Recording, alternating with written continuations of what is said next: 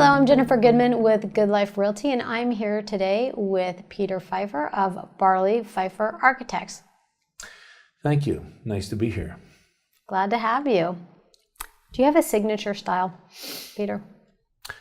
Probably if you asked people who didn't know our firm very well, they would say, yeah, they seem to do this Texas version of the Craftsman style pretty effectively. But I'm going to refute that and say, look, we've probably designed 600 custom homes in 29 years. We've done a ton of very traditional things. Well, not a ton. We've got a good number of very traditional homes, a whole lot of very modern homes, and a whole lot of things in between. We even have a few Tuscan villas out there, I'll admit. And we even have a few Spanish Mediterraneans. But the style that I liked as a person, Now, I run an architectural firm, and I've got a partner, Alan Barley, who has his own taste. But for me, Peter Pfeiffer, I delivered newspapers in New Jersey as a kid. I always liked the comfortable look of a really well-done Craftsman-style home.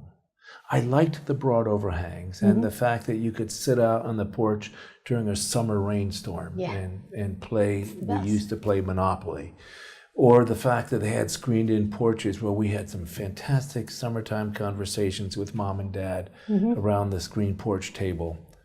I like that. If you look at my house on River Road, 3501 River Road, it was the highest rated green home in the history of Austin's green building program. And the thing I really like about it is if you drove by it and you didn't know what I just told you, you would have no idea it was so high performance and green. That's my personal. But if I were to build a home again, I would probably go a little bit crispier and more contemporary, but still shade the windows. Have nice broad porches and covered porches.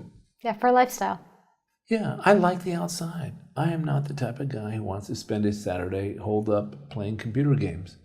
I would rather be reading the paper on a Saturday morning out on my porch than sitting in front of my computer at my dining room table or my breakfast table or in my study. I can appreciate that. I like saying hi to my neighbors. You don't get that if you're holed up inside your house. Sure. So tell me this, what's not hot these days?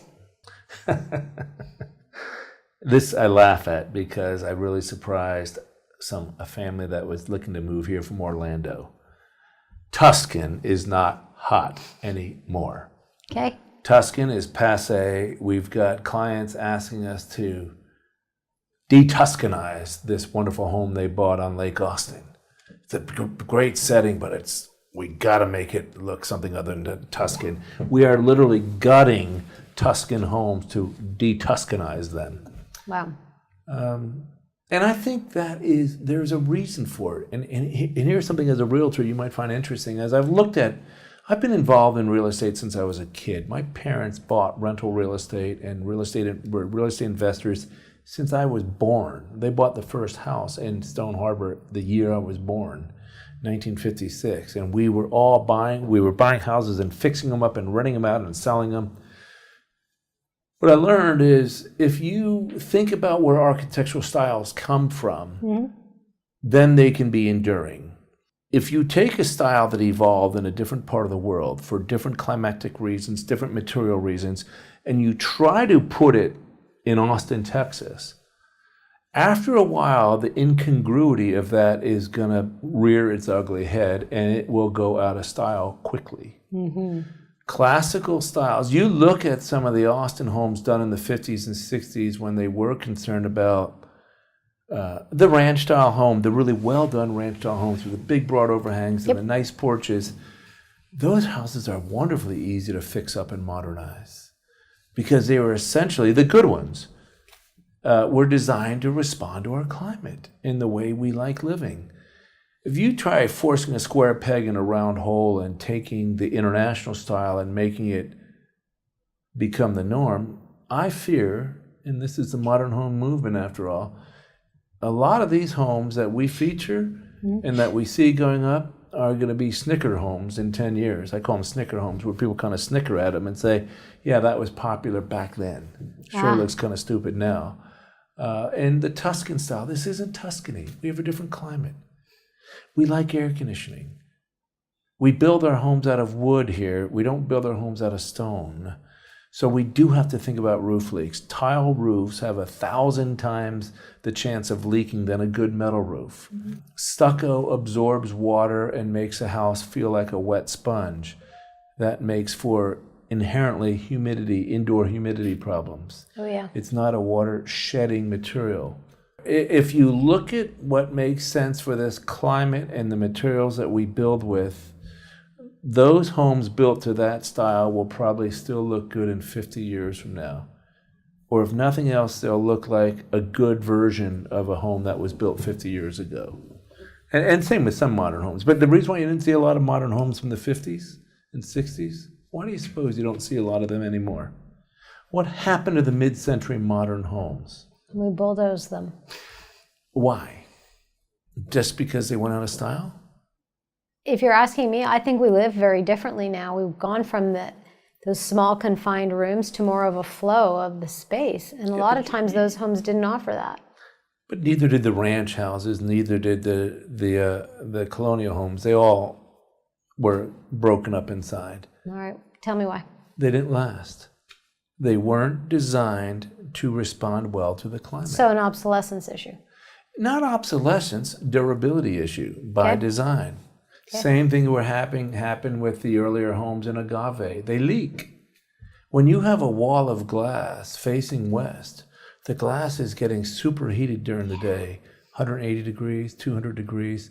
Just imagine the sealants around that glass. Then it gets cold at night or it rains. So you got expansion and contraction and shrinking and swelling. And then you have that with the materials, and you can say, I've got a high-tech roof, it's never going to leak. There is no such thing as a flat roof that doesn't eventually leak. Fair enough. So that's my point, is that when you try to defy nature, you run into problems. And that's what happened with those earlier homes, and they didn't last. And that's why they were bulldozed. Okay. Because they were too far gone to salvage. What's the one thing you'd say homeowners can do to make their home more eco-friendly these days? Find out where it's leaking air to the outside and deal with it. All right. Because humidity brings with it molds and pollens and dirt. And air leakiness is the #1 cause of energy consumption in our homes here. So first and foremost, find out where it's leaking and make sure your air conditioning ducts are as airtight as possible. What's your business mantra? Comprehensive planning. And I'm not just saying that as a byword. I had to think about that. You asked me about rebranding, or we talked about rebranding. What distinguishes our way of designing a home or a building from others? Mm-hmm. Comprehensive planning. You heard some examples of it. If somebody is concerned about lighting, we're going to look at making sure we handle the exterior, the daylighting from the outside in a sensitive way.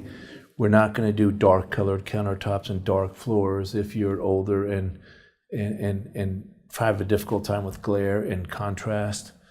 We'll design the cabinets to work with the lighting, to work with the colors of the countertop. There are some examples of comprehensive thinking.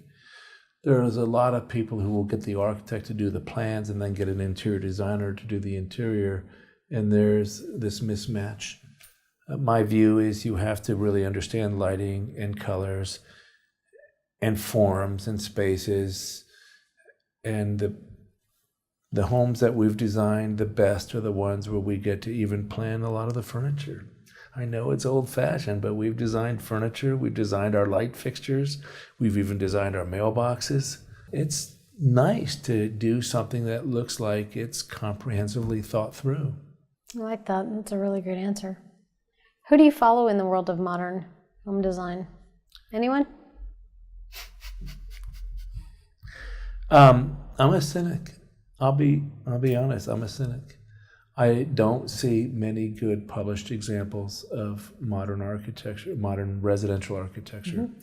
I was the closing speaker at the 2015 CRAN conference. That's the Congress of Residential Architects Network. It's probably the meeting place of accomplished residential architects in America. There's It's less than 500 who go to this. It's at some neat city every year. This year is Minneapolis. And I was chosen by them because of what I did. I talked about what is high performance architecture. And I railed against this stuff that we talked about earlier in the interview, that we've got these really neat newspaper-worthy and magazine-worthy examples of uber modern architecture, but will they last? Right. Do they defy the whole concept of shelter and comfort? And who are we kidding? Are we slaves that much to fashion that we forgot about the integrity of comfort and health and energy efficiency? I mean, global warming is a real thing. Mm-hmm. Can you imagine how uncomfortable some of these homes would feel if we were out of power? No. If you didn't have air conditioning, would this home you're buying be a comfortable place to make it through even one night? And that's what happens when you flip your finger to nature and say, I'm going to design this glass box with a flat roof and the hell with the environment. And then there is another point to that philosophically, which is, what is that saying to the rest of society? You're not only making the occupants be uncomfortable, but you're causing greater energy consumption. Mm. You're adding to global warming instead of responding responsibly to global warming. So and we owe it. We owe it to respond responsibly. Sure. Absolutely. So then when you think about success in your field, does anyone come to mind? Yeah. I still am amazed at how forward-thinking Frank Lloyd Wright was, as I understand him better. Now, I studied at his school in Taliesin West in Arizona. In Arizona, and his protege, Paolo Soleri, was the guy I actually worked under, who was developing Arca Santi in the 70s, 80s, and 90s. I am a product of the 70s and the whole idea of the original basis of the environmental movement. If you design with nature, you're going to have a more comfortable life. Mm. Now, I know there are modern architects who I probably should be citing if I really want to sound more well-read, but they're not coming to me right now. Fair enough.